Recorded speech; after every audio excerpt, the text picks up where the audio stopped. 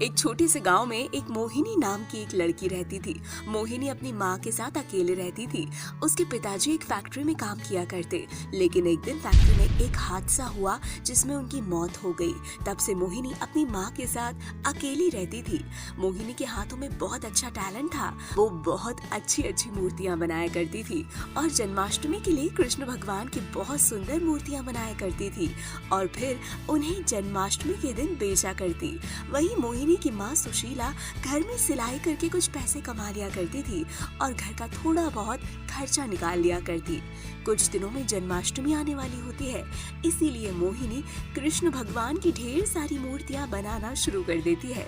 धीरे धीरे मोहिनी उन मूर्तियों को बाजार में बेचना शुरू कर देती है और उसकी काफी अच्छी कमाई भी हो जाती है।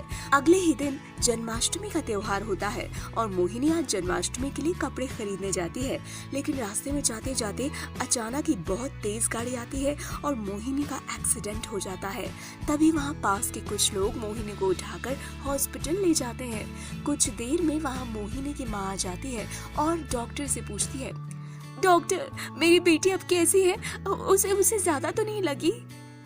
चिंता करने की कोई बात नहीं है, जरा सी मामूली चोट सर पर लगी है और हमने इलाज कर दिया है। आपकी बेटी अब ठीक है, अगर आप चाहो तो आप मिल सकती हो। सुशीला भागते हुए मोहिनी के पास जाती है उसे देखने के लिए। मोहिनी को ठीक ठाक देखकर वो बहुत खुश होती है और उसे गले से लगाकर उससे कहती है, अरे मेरी बच्ची, तुम ठीक तो हो ना? तुम्हें ज्यादा तो नहीं लगी? और ये तुम्हारा एक्सीडेंट कैसे हुआ? तुम सड़क पर ध्यान से नहीं चल रही थी क्या? तभी मोहिनी अपनी माँ को सब बताती है। वो रास्ते से आ रही थी तो अचानक से एक कार तेजी से आई और उसे टक्कर मार के चली गई। अगले दिन जब जन्माष्टमी होती है तो मोहिनी अपनी मूर्तियों को बेचने के लिए बाजार में जाती है तो उसकी एक भी मूर्ति नहीं बिकती और वो बहुत उदास हो जाती है। लेकिन मोहिनी सारी मूर्तियों को लेकर मंदिर में जाती है और वहाँ रख देती है और फिर वापस अपने घर आ रही होती है कि तभी अचानक से रास्ते में एक तेज रोशनी निकलती है और उस तेज रोशनी में से कृष्ण भगवान जी आते हैं।